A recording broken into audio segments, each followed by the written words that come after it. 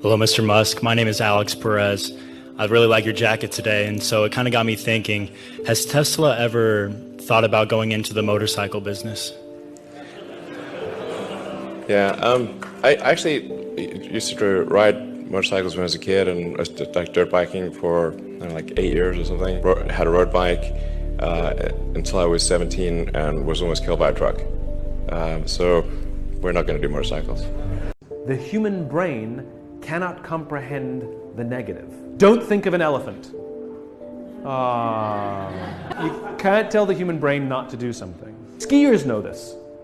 If you ever seen skiers go through trees, if you go through trees on skis and you go, don't hit a tree, don't hit a tree, don't hit a tree, guess what you're watching? You're only looking at trees, as opposed to follow the snow. The biggest thing I'd say is give yourself permission to take time. Give yourself permission to recognize that living your passion and creating a purpose takes time. For some people, they've waited till 30 or 40 or 50 or 60. We want it to happen in our 20s, but your best years are yet to come. Try to live your life in a way that you will not regret years of useless virtue and inertia and timidity. Take up the battle. Take it up. It's yours. This is your life. This is your world. You make your own choices. Pick up the battle and make it a better world. Just where you are. Yes. And it can be better, and it must be better. But it is up to us. You ever ask a man how he's doing and he says, I'm alright. I'm here to tell you, that man is not alright. That man is battling demons that you cannot even possibly imagine.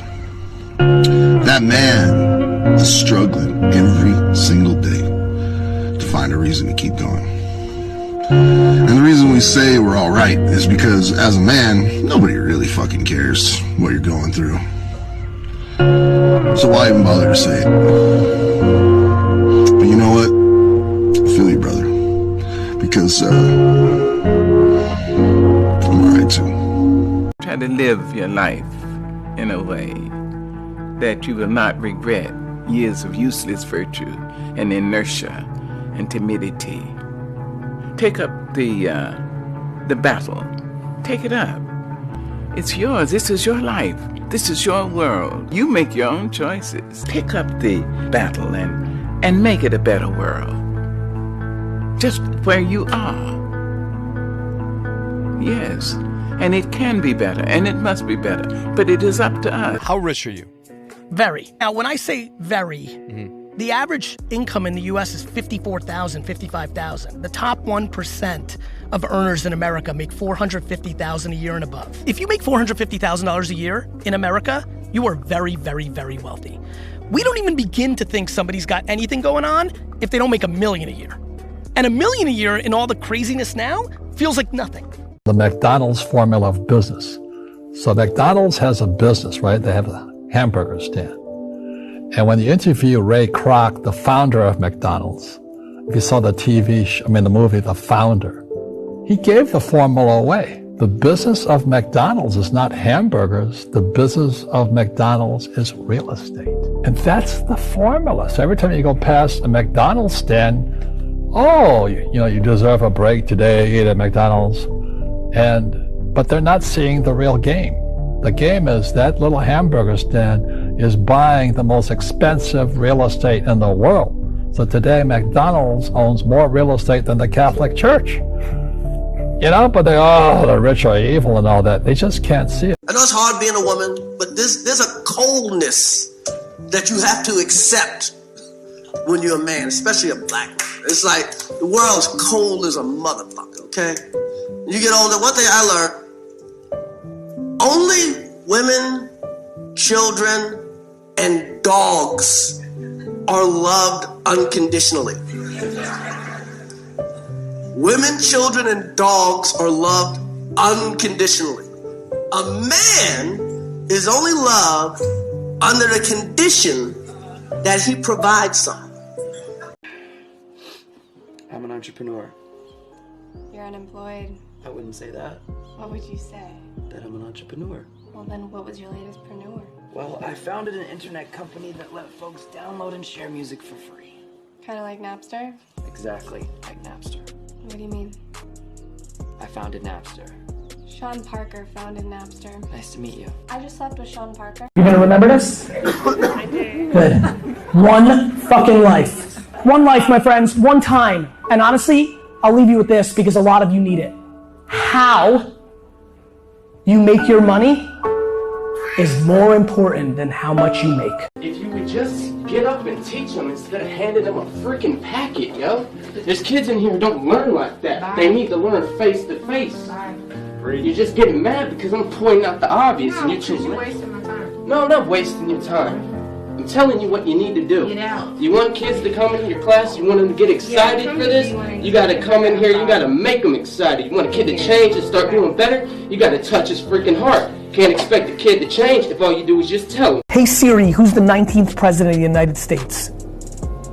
Here's what I found on the web for who's the 19th. The fact that I know that Rutherford B. Hayes is the 19th president of the United States that quickly makes me laugh at every school in America that's making kids memorize the presidents of the United States. Yeah. It's lazy. Every single piece of education in the world that sits with memorization should be eliminated because information is a commodity. It sits on your phone. If you can see it here and you have the courage enough to speak it, it will happen. Your father gave you this life lesson, never be satisfied. And there's a story behind this with the trophy, which I think is really interesting. Yes, my father was a drill sergeant, and he was the type of gentleman that you never question. So when I was young, let's say I went on a Saturday, you know, playing at the local Boys and Girls Club, we'd celebrate, trophy be there Saturday. When I wake up on Sunday, it'd be gone.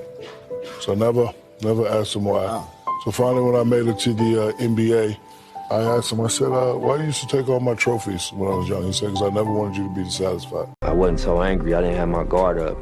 I wasn't so aggressive. I wasn't so, you know, expecting, if you ain't helping me, fuck you.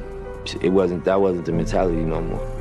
And I can't blame nobody, you know what I mean, that's thinking about how they gonna pay their rent or like going through not having food at the house, being young and having to go outside to hustle to feed themselves with school clothes. That's gonna change people, that's gonna make you feel it. When you do something in the same place every day, at the same time every day, that space builds an energy and that time builds a memory. What does that mean? When you've done something in one place, like meditated in the same place for a considerable amount of time, that space takes on a meditative energy and frequency. It becomes easier to do that activity in that place. And similarly, when you do something at the same time every day, that time has a memory. Your body, your mind remember that, and therefore it becomes easier to do. Make 1,000,000 mistakes!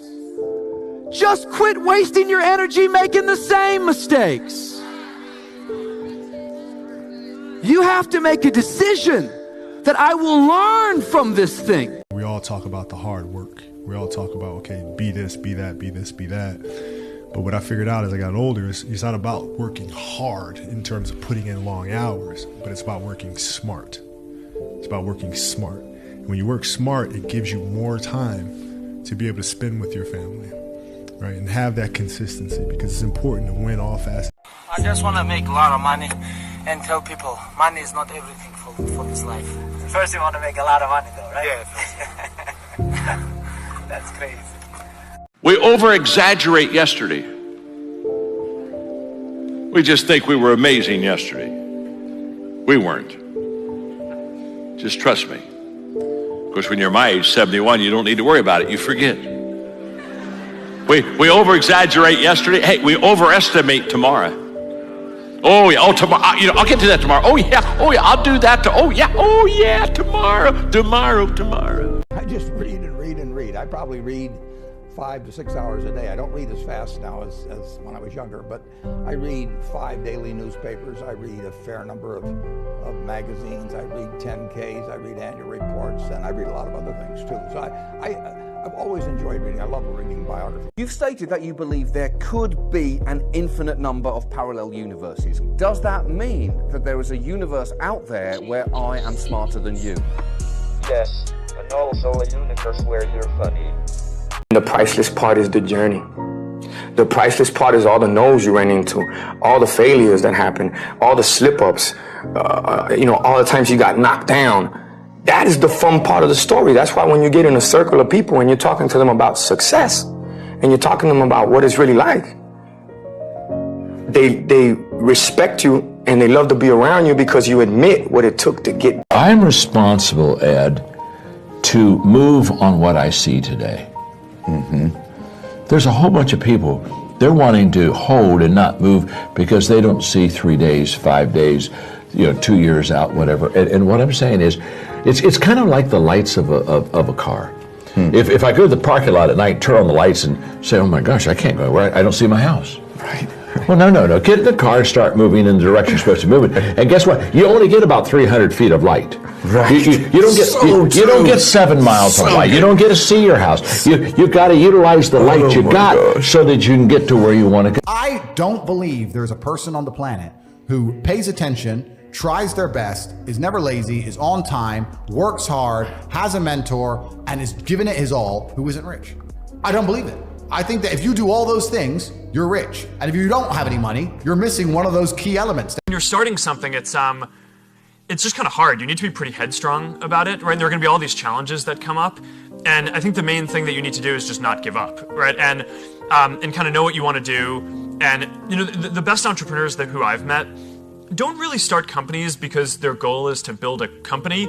They do it because they want to make a change in the world and help people. And I think if you kind of stay true to that and if you just focus on kind of powering through no matter what the challenges are that will inevitably come up in your path, then you'll find that there are lots of tools that are available and a lot of people who will help you build what you're building. I bet you that you have failed more times than anyone in this room. Absolutely. I promise you have.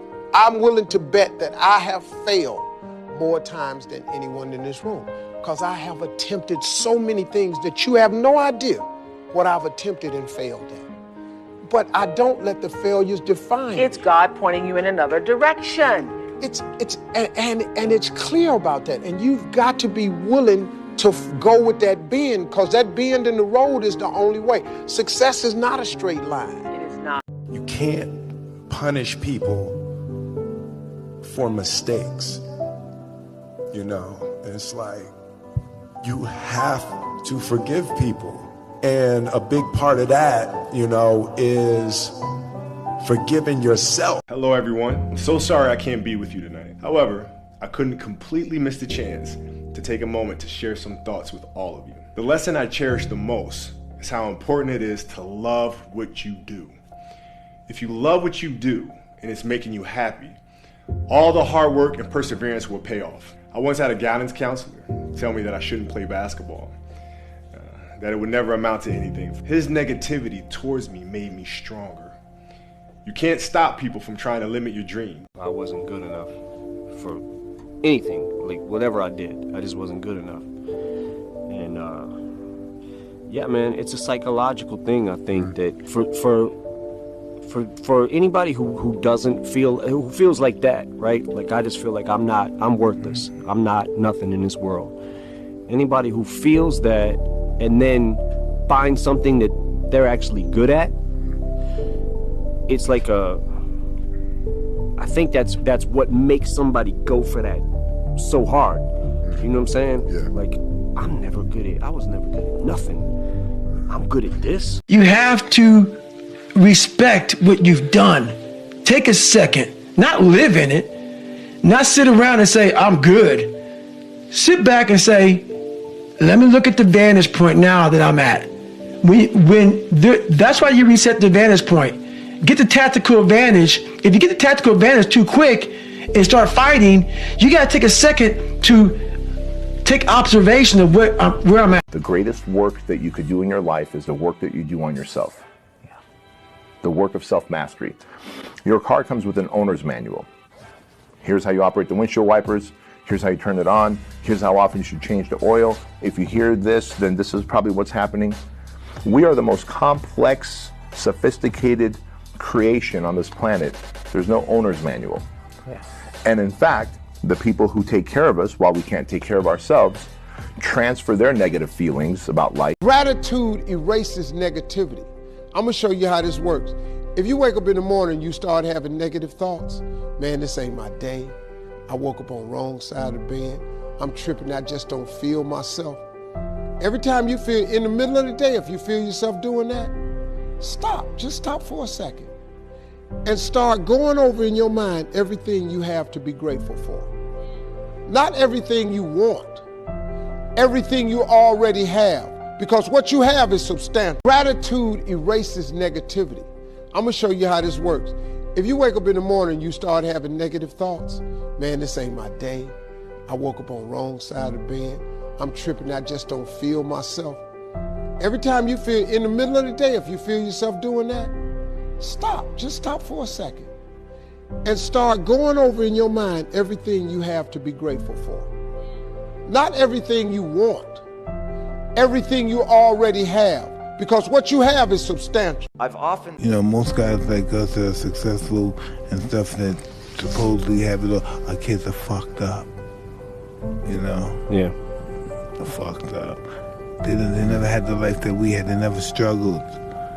They never know struggle. Without struggle, there's no progress. Yep. You know, and that's why they don't progress, because they don't struggle. Do you wish you were young? Why? Well, the problem about, the great thing about being young is you have more time. You have more time to do things. I could play games, which I did. I used to play cowboys and Indians. Yeah, that's what I play. Do you? Yeah. That's what I like about being young. I could use my imagination more. That's a sad story. You can't do that anymore. Well, I could be an older cowboy. Would you give a young lady wanting to become president of the United States? Well, I hope we do have a young lady at some point become president of the United States. I can tell you how I think it will happen, because it won't happen in the normal course of events. Either the Republican or Democrat political party will nominate a man for president and a woman for vice president. And the woman and man will win. So you'll end up with a president, a male, and a vice president, a female. And in that term of office of the president will die. And the woman will become president under the law. My dad said don't ever get in a car with a stranger. But tonight we took an Uber here.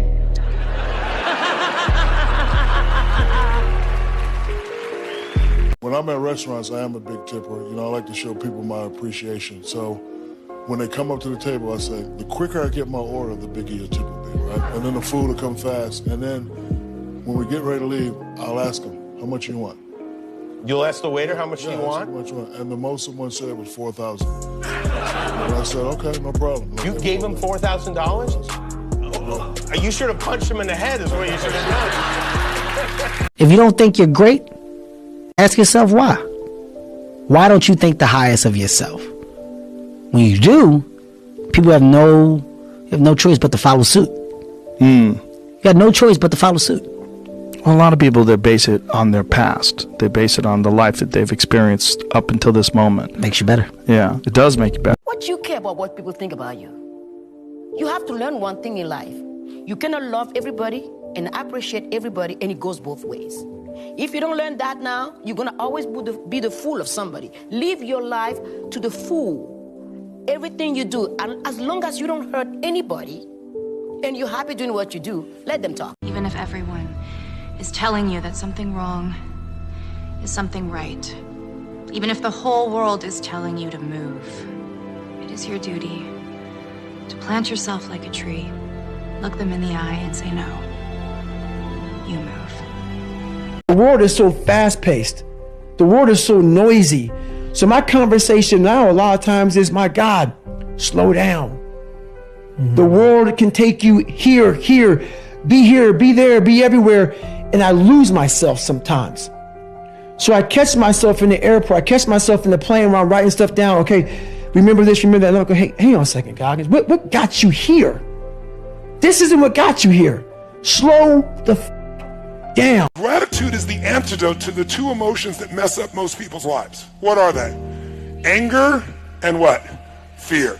Those are the two biggies. You cannot be grateful and angry simultaneously.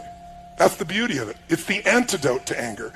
You can't be fearful and grateful simultaneously. Lamar Taylor, my best friend, I convinced him to drop out of high school with me. Now he's my creative director, and I hope there's no regrets at this point. So, have loyalty and love, because love really don't mean jack. See, love is just a feeling. You can love somebody, still stab them in their back. It don't really take much to love. You can love somebody just by being attached. See, loyalty is an action. You can love or hate me and still have my back. I worked. I wrote all of my visions down. I read them every morning and every night. I instilled them in my head. And every time I met somebody, they say, hey man, what you trying to do? I would tell them one of my visions. Somebody would always say to me, you know, I know a guy that's selling them things right there. You ought to talk to him. I started scratching stuff off my vision board. My vision board is so vast now. If I showed you what was on it, you wouldn't even believe it. I'm not a fighter, I'm a lover. I don't know, because if you're a lover, you got to be a fighter. How so? Because if you don't fight for your love, what kind of love do you have? No, I'm kidding. Eagles fly alone. I have no friends. Friends are problems. Friends are challenges. I mean, if you're not into yourself enough that you can't spend the weekend by yourself, then something's fucking wrong with you. Self-esteem, being a high-performance person, and accomplishing high-performance acts. Something's wrong with you.